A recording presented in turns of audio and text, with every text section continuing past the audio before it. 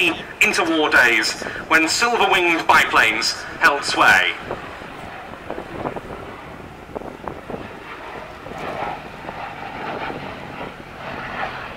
Well, you had a morning parade which somehow the sergeant pilot seemed to miss.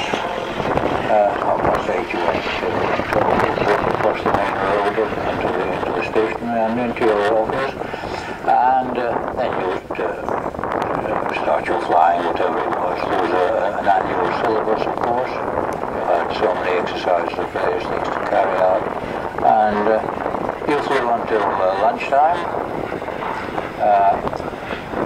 You didn't do an awful lot of flying. 200 hours in a year was a lot in the syllabus. So it was really very, very easy going. Kind of. You did that Monday to Friday. At 4:30 you knocked off flying completely, because the local farmer then had the right to let his sheep in to keep the grass.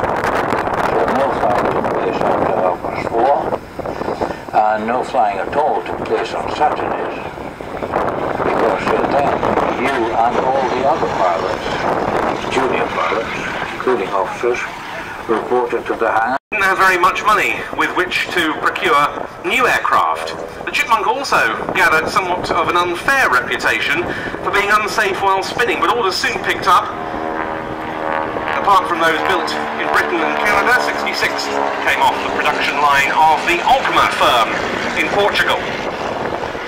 After a long evaluation, the RAF brought the aircraft into service in 1948, first of all with the Oxford University Air Squadron.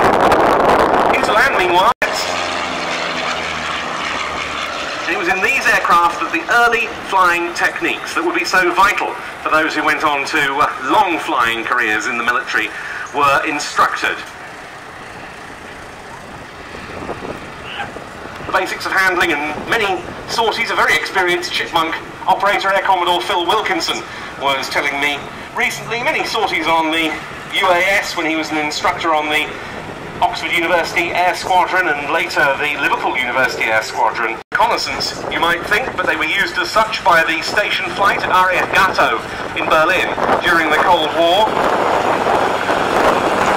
providing vital intelligence as to Warsaw Pact troop concentrations and equipment. Evaluation of the airworthy Warbird scene.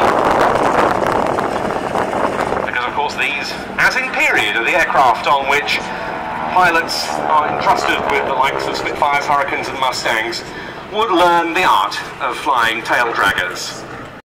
And in the case of an American-built aircraft, it was of course an American university's name that was chosen. Production then switched to the AT-6 advanced trainer for the US Army. After days of RAF Fighter Command before it was merged, along with other commands, into the new Strike Command in 1968. Two Chipmunks in then to land. The first of them owned by Mark Jack, the second by the Aircraft Restoration Company. Both in the silver scheme with different coloured unit bands on the rear fuselage.